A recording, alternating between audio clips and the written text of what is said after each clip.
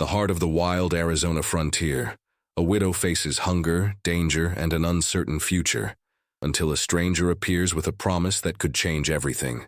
But what he brings with him may demand more than she's ready to give. Thank you so much for watching and for all your comments. Let me know at the end if you liked the story, and where you're watching from and why you're following this. Arizona Territory, 1870. The scorching summer sun beat down on the small homestead nestled at the edge of a vast, unforgiving desert. Sarah Miller stood on the porch of her modest cabin, her eyes scanning the horizon for any sign of movement. Her husband Thomas had left 3 days ago to trade in the nearest settlement, promising to return with supplies before sundown. That was the last time she had seen him. Inside the cabin, her 6-year-old son James played with wooden toys his father had carved, while baby Emma's cries echoed through the thin walls. The infant was hungry, and Sarah's milk was dwindling, a consequence of her own diminishing strength. Their food stores were nearly depleted, and without Thomas, survival seemed increasingly uncertain. "Mama, when's Papa coming home?" James asked, his innocent eyes filled with concern beyond his years. Sarah forced a smile. "Soon, darling. Very soon." The lie tasted bitter on her tongue. Deep down, she feared the worst. Thomas might have fallen victim to bandits, hostile tribes, or the merciless desert itself. That evening, as Sarah prepared what little food remained for her son, a distant plume of dust caught her attention. Her heart leapt. Thomas? But as the rider approached, her hope crumbled. This was not her husband's familiar silhouette, but the tall, imposing figure of an Apache warrior. Sarah quickly ushered James inside and reached for Thomas's rifle. She positioned herself by the door, weapon trained on the approaching rider. The Apache warrior dismounted some distance from the cabin, raising his empty hands in a gesture of peace. "I mean no harm to you or your children," he called out in surprisingly clear English. "What do you want?" Sarah demanded, her finger hovering near the trigger. "I bring news of your husband." The warrior's face remained stoic. "My name is Maka. I found him 2 days' ride from here." Sarah's grip on the rifle faltered. "Is he—" She couldn't bring herself to finish the question. "He was attacked by coyotes, not the animal kind," Maka explained, referring to the notorious bandits who plagued the territory. "He was badly wounded when I found him. I did what I could, but his injuries were too severe." Maka's eyes met Sarah's. "His last words were of you and his children. He asked me to ensure you were safe." The rifle clattered to the porch floor as Sarah's knees gave way. A guttural sob escaped her throat, raw and primal. Inside, baby Emma wailed louder, as if sensing her mother's grief. Maka remained still, allowing her moment of mourning. When her sobs quieted, he spoke again. "The winter is coming. You have a young son and an infant. How will you survive alone?" Sarah looked up, her face streaked with tears. "That's not your concern." "It became my concern when I made a promise to a dying man," Maka replied. "Your boy must become a man too quickly now, and your baby cries for milk that soon you may not have." As if to confirm his words, Emma's hungry cries intensified. Sarah glanced anxiously toward the door. "I can help you," Maka continued. "I know these lands. I can teach your son to hunt, to track. I can bring you food until you can provide for yourselves." Why would an Apache warrior help a white settler's widow? Sarah's voice was laced with suspicion. Maka's expression softened slightly. "Because I, too, know what it is to lose everything. Because your husband saved my sister from miners 2 seasons ago when others of his kind would have looked away." He paused. "And because it is the right thing to do." In the distance, thunder rumbled as storm clouds gathered on the horizon. The promise of rain, life-giving in this harsh land, seemed to underscore Maka's offer. Sarah stood slowly, gathering her dignity around her like armor. "We need food, medicine for the children if they get sick, protection." She met his gaze directly. "But this is still my home. My children are my responsibility." Maka nodded, understanding the terms of her conditional acceptance. "I will return tomorrow with meat and herbs. Your son can begin to learn then." As Maka mounted his horse and rode away, Sarah watched his figure grow smaller against the darkening sky. She had no way of knowing if she could trust this man, this stranger from a people her kind had been taught to fear. But as Emma's hungry cries echoed behind her, and the reality of her desperate situation settled upon her shoulders, she knew she had little choice. Inside, she held Emma to her breast, praying for enough milk to satisfy her daughter. James climbed into her lap, his small arms encircling her neck. "Who was that man, Mama?" he asked. Sarah stroked his hair, feeling the weight of their uncertain future. "Someone who might help us survive, my brave boy." She kissed his forehead. "And someone who says you must learn to become a man." James straightened his small shoulders. "Like Papa?" Sarah swallowed the lump in her throat. "Yes, my love, like Papa." As darkness enveloped the small cabin, Sarah rocked her children, her tears falling silently. Tomorrow would bring a new chapter in their lives, one she had never imagined, with an ally she never expected. True to his word, Maka returned at dawn, his horse laden with fresh game and bundles of herbs. James watched wide-eyed from the porch as the Apache warrior efficiently dressed a young deer, explaining each step in his calm, measured voice. "The animal gives its life so that you may live," Maka told the boy. "We honor this gift by wasting nothing." His weathered hands moved with practiced precision as he separated meat, hide, and sinew. Sarah observed from a distance, her arms cradling Emma. A week had passed since she'd learned of Thomas's death, and though grief still clutched at her heart like a physical pain, necessity had forced her to function. The food Maka brought had already improved her milk supply, and Emma nursed contentedly. "Your son has good eyes," Maka commented as Sarah approached. "He watches carefully, learns quickly." "His father was the same way," Sarah replied, the words catching slightly in her throat. Maka nodded in understanding. "The first snows will come soon to the mountains. You should prepare. We have firewood stored, but not enough to last a harsh winter," Sarah admitted. "The boy and I will gather more," Maka said, "and I will show him how to set snares for rabbits. Small game will supplement what I bring." Sarah hesitated before asking, "Why are you alone? Don't you have a family, a tribe who needs you?" A shadow passed over Maka's features. "My people have been moved to the reservation at San Carlos. I refuse to go." His jaw tightened. "I will not be caged." "Then you're in danger," Sarah realized. "If the army finds you, the army has forgotten how to track anything that does not leave footprints on their roads," Maka said dismissively. "But yes, I must be careful." Over the following weeks, a routine developed. Maka would appear every few days, sometimes bearing game, other times simply to continue James's education. The boy absorbed everything eagerly, tracking small animals, identifying edible plants, building snares. Sarah noticed her son standing taller, his childish softness giving way to purpose. One evening, as James practiced making cordage from yucca fibers under Maka's guidance, Sarah approached with cups of hot tea. "He speaks of you constantly when you're not here," she said quietly. "This morning he tried to braid his hair like yours." Something like a smile touched Maka's lips. "He is between worlds now, not yet a man, but learning manly things. It is good that he takes pride in these skills." "I worry about him," Sarah confessed.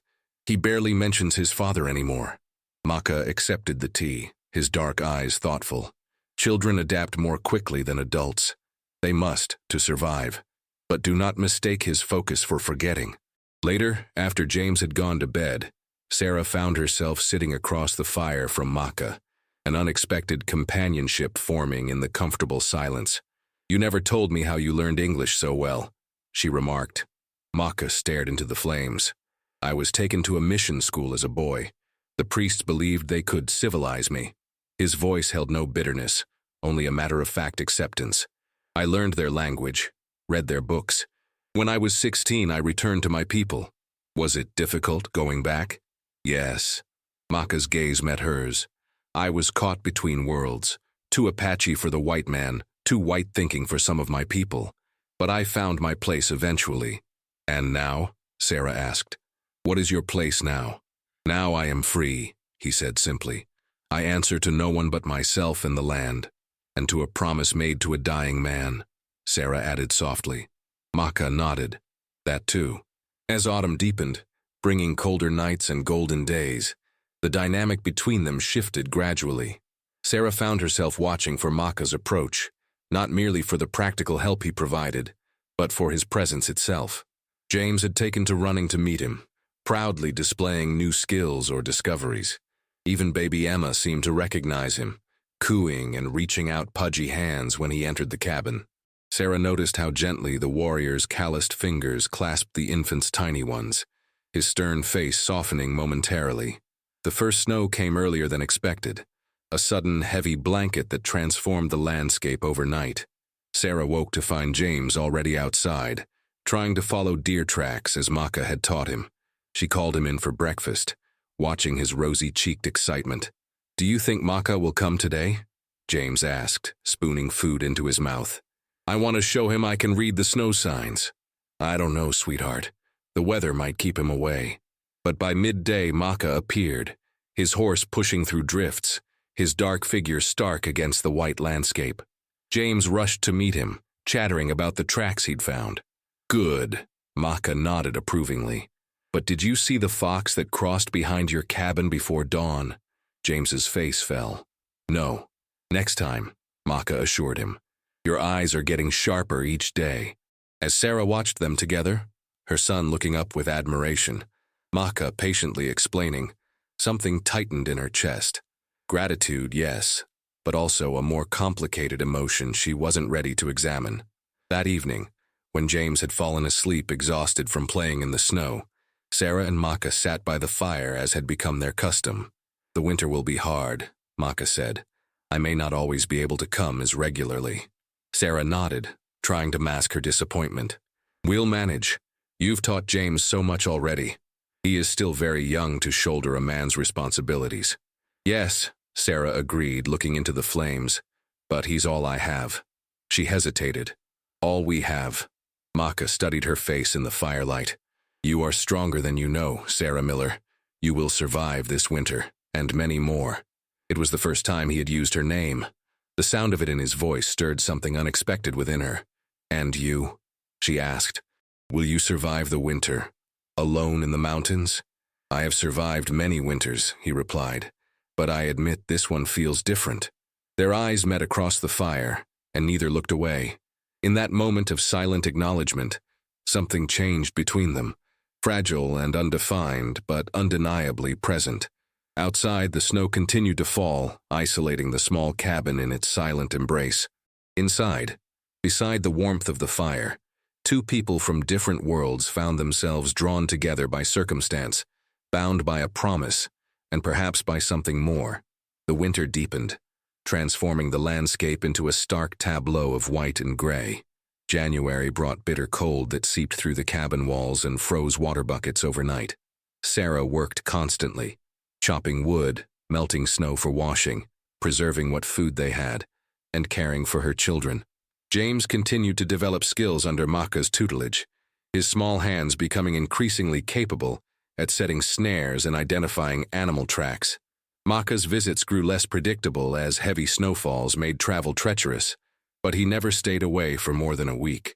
Each time he appeared on the horizon, Sarah felt a rush of relief that she told herself was merely practical. His help meant survival.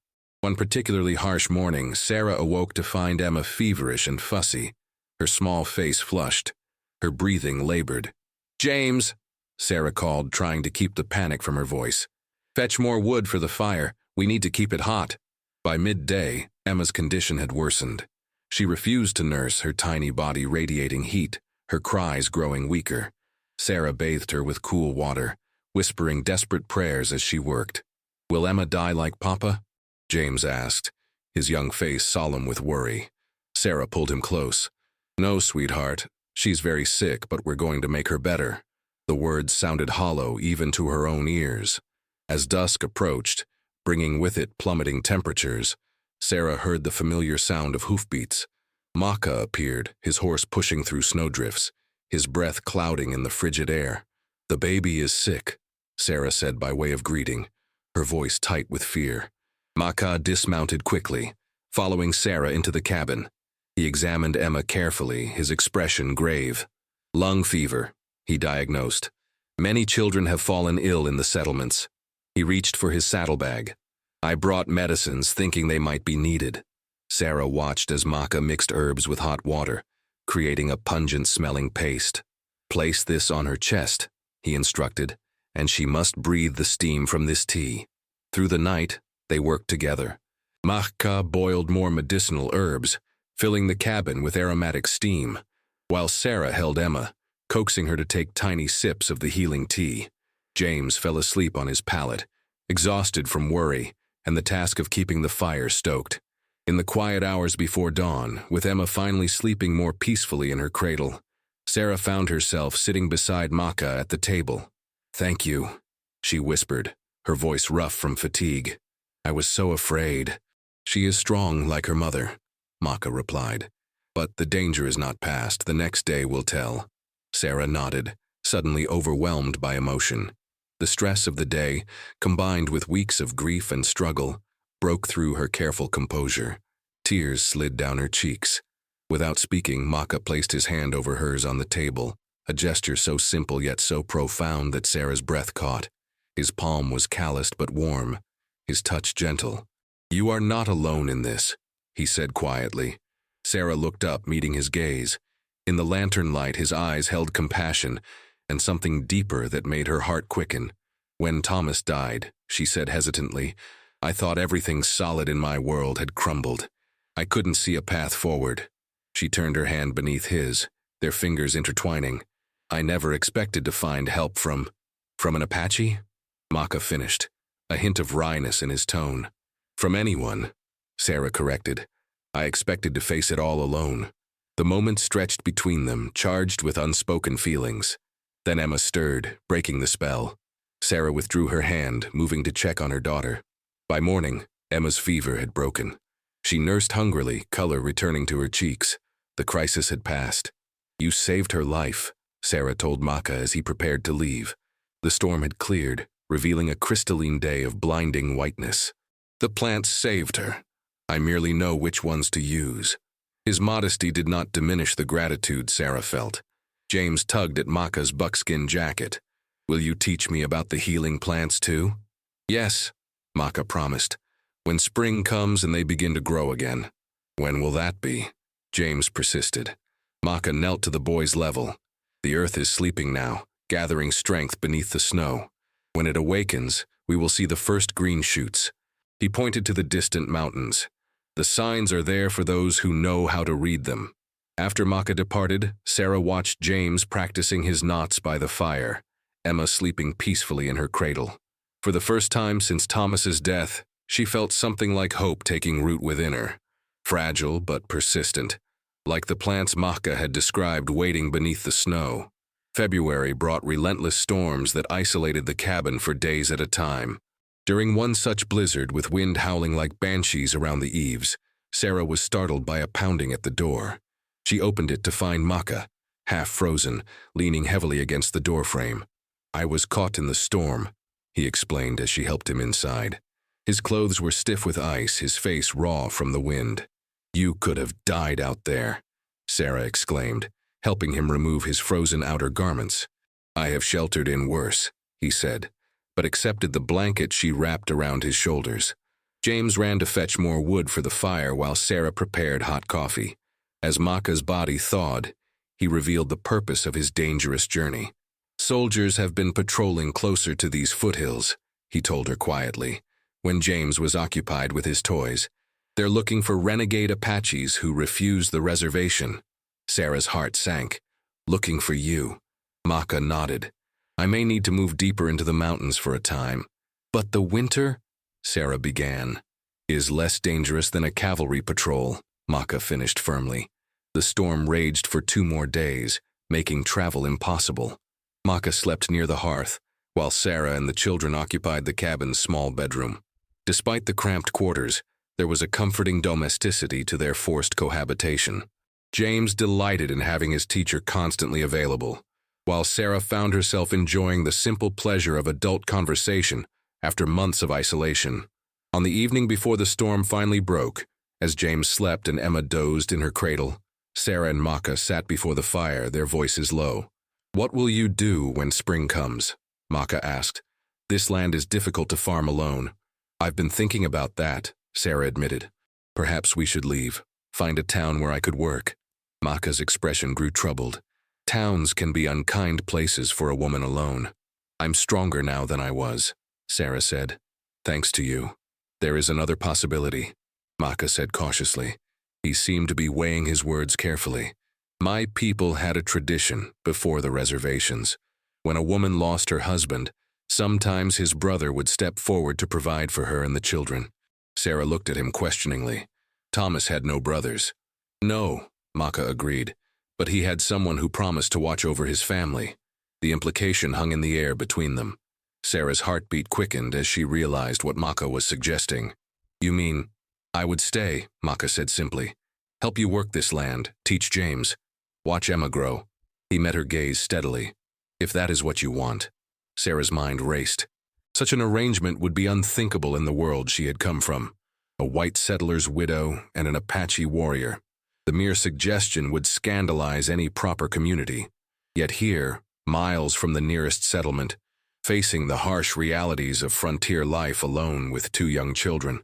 The soldiers, she said. You said they're looking for you. They will eventually lose interest or assume I have gone to another territory. Maka's voice was calm, practical, and this place is remote enough to avoid casual visitors. People would talk if they knew. Do you care what people who do not help you think? Maka countered gently. Sarah looked around the small cabin that had been her home for 3 years. She thought of the future she had imagined with Thomas, now forever altered. She thought of James and Emma, of their needs beyond mere survival. And she thought of Maka, his quiet strength, his patience, his wisdom. The man who had kept a promise to a stranger and saved her family from certain death. I need time to think, she said finally. Maka nodded. The decision must be yours, freely made. He rose to add wood to the fire. I will leave when the storm breaks. Give you space to consider.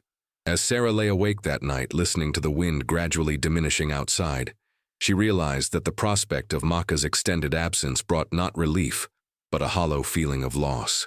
Somehow, without her noticing, his presence had become essential to her sense of security, and perhaps to something deeper that she was only beginning to recognize. By morning, the storm had passed, leaving a transformed landscape of deep drifts and ice-laden trees gleaming in the winter sunshine. Maka prepared to depart, checking his horse's tack with methodical care. James clung to him. Please don't go. I must, for a little while, Maka explained, ruffling the boy's hair. But I will return before the last snow melts. Sarah stood on the porch, Emma bundled against her chest, watching as Maka mounted his horse. Be careful, she called. Maka looked back at her, his gaze intense. Consider what I have said. Whatever you decide, I will honor it. As his figure grew smaller against the vast whiteness, Sarah felt the weight of the choice before her, a choice that would shape not just her future, but the futures of her children, and of the man who had become so unexpectedly central to their lives. March arrived with warming winds that began to erode the snowdrifts around the cabin. The promise of spring whispered through the valley as ice melted from streams and the first green shoots appeared in protected hollows. Sarah watched these changes with a mixture of hope and anxiety, knowing that Maka would return, as he had promised, and that she would need to give him an answer. During the weeks of his absence, she had contemplated her situation from every angle. The practical benefits of Maka's proposal were undeniable. His skills would ensure their survival, and James would continue to learn from a man whose knowledge of this land was unmatched. Emma would grow up with a protective presence in her life. But Sarah's considerations went beyond practicality.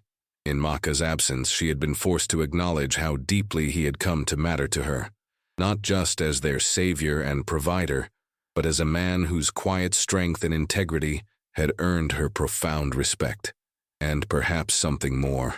One mild afternoon, as Sarah hung washing on the line with Emma playing on a blanket nearby, she spotted a distant rider. Her heart leapt with recognition. Maka's distinctive silhouette was unmistakable even at a distance. James came running from where he'd been checking his snares.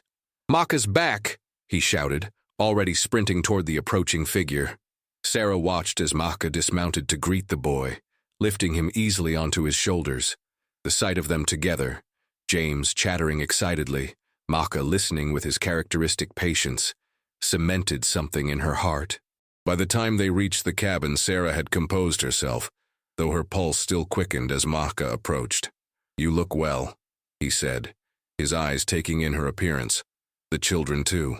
"We are," Sarah confirmed. "Thanks to your teachings, James caught 3 rabbits last week." Pride flickered across Maka's face as he glanced at the boy. "Soon you will be teaching me, young one." James beamed. "Did you see any soldiers?" A shadow passed over Maka's features. "Yes. A patrol passed through the valley to the east, but they have moved on toward Fort Grant." Sarah felt a chill despite the mild day. "Are you still in danger?" "Less than before," Maka replied. "There are rumors of peace talks. Some say the government grows tired of chasing shadows through these mountains." That evening, after the children were asleep, Sarah and Maka sat outside beneath a sky blazing with stars. The night was cool but not cold, the scent of pine and emerging spring growth perfuming the air. "I have thought about what you proposed," Sarah began, her hands clasped tightly in her lap. Maka remained silent, waiting. "Before I give you my answer, I need to understand what this would mean for you," she continued. "You value your freedom above all else. Staying here, taking responsibility for us, wouldn't that be another kind of reservation?" Maka considered her question carefully. "There is a difference," he said finally. "The reservation is a prison imposed by others. This would be a choice freely made." He looked toward the distant mountains, silver in the moonlight. "I have lived alone for many seasons. I have come to recognize that freedom without purpose becomes its own kind of emptiness." "And you would find purpose with us?" Sarah asked softly. "I already have." His gaze returned to her face, his expression more open than she had ever seen it. "When I found your husband, I expected only to deliver his message and continue on my way. I did not expect to find—" He paused, searching for the right words. "I did not expect to find a place where I was needed, where I belonged." The rawness of his admission touched something deep within Sarah. "When Thomas died, I thought I would never feel whole again," she confessed. "I was so angry, at him for leaving, at God for taking him, at myself for not being strong enough to survive alone." Her voice grew steadier. "But these past months have taught me that strength comes in many forms. Sometimes it means accepting help. Sometimes it means opening your heart to unexpected possibilities." Maka reached across the space between them, his hand finding hers. "What is your answer, Sarah Miller?" She turned her palm upward, her fingers intertwining with his. "Yes," she said simply. "Stay with us. Not just as a provider or a teacher, but as—" She hesitated, then finished with quiet certainty, "as part of our family." The relief and joy that transformed Maka's normally stoic features made Sarah's heart swell. He raised their joined hands, pressing his lips to her knuckles in a gesture of profound respect and affection. "There will be difficulties," he cautioned, though his eyes remained bright. "Not everyone will understand or accept." "Let them talk," Sarah said with newfound conviction. "We know the truth of who we are and what we mean to each other. That's what matters." Over the following weeks, as spring firmly established its hold on the land, they settled into a new rhythm. Maka constructed a lean-to beside the cabin where he slept, respecting the propriety that Sarah still valued. During daylight hours, they worked together, clearing fields for planting, repairing winter damage to the cabin, hunting and gathering the first spring foods. James blossomed under Maka's consistent guidance, his confidence growing as he mastered new skills. Even little Emma seemed to sense the change, reaching happily for Maka whenever he entered the cabin. One evening in early April, as the sunset painted the western sky in spectacular oranges and pinks, Sarah found Maka carving something from a piece of ash wood. "What are you making?" she asked, sitting beside him on the porch step. "A gift," he replied, his hands moving deftly. "For you." When he finished, he presented her with a delicately carved eagle feather pendant suspended on a leather cord. "Among my people, the eagle represents courage and wisdom," he explained as she admired the intricate work. "It also symbolizes the connection between earth and sky, between different worlds." Sarah understood the deeper meaning. "Like us." Maka nodded. "I cannot offer you a gold ring as your Thomas did. But I can promise you this. As long as I draw breath, you and the children will never face this world alone." Sarah let him place the pendant around her neck, the carved feather resting against her heart. "I don't need gold," she said. "This means more." In that moment, with the setting sun gilding the land around them, Sarah recognized how profoundly her life had transformed. The grief that had once threatened to consume her hadn't disappeared. Thomas would always occupy a cherished place in her heart and in her children's memories. But alongside that grief, something new had taken root. A resilient, hard-won happiness born of unexpected connection. As summer approached, bringing with it lush growth and the promise of abundance, the small homestead flourished under their combined efforts. Maka's knowledge of the land complemented Sarah's domestic skills, creating a harmony neither had expected to find. Word eventually reached them that peace treaties were being negotiated between the army and various Apache bands. Though Maka remained cautious, the immediate danger of persecution seemed to be passing. One warm evening, as fireflies began to dance in the gathering dusk, Sarah sat on a blanket outside the cabin, watching James teach his sister to clap her hands. Nearby, Maka worked on a bow he was fashioning for the boy's upcoming birthday. "Do you ever regret it?" Sarah asked suddenly. "Staying with us instead of keeping your freedom?" Maka set down his work, his expression thoughtful. "I have not lost my freedom," he said. "I have found its true meaning." He gestured to the children, to the thriving homestead, to her. "This is not a cage. It is a home." Sarah moved to sit beside him, her shoulder touching his. "I never expected our lives to take this path," she admitted, "but I'm grateful every day that it did." "The Great Spirit has many names and speaks in many tongues," Maka said softly, "but the language of the heart needs no translation." As stars began to appear in the darkening sky, Sarah leaned against Maka's strength, feeling the steady beat of his heart. Their journey had begun in loss and desperation. A widow's grief, a warrior's promise, a baby's hungry cries, a boy forced to grow up too quickly.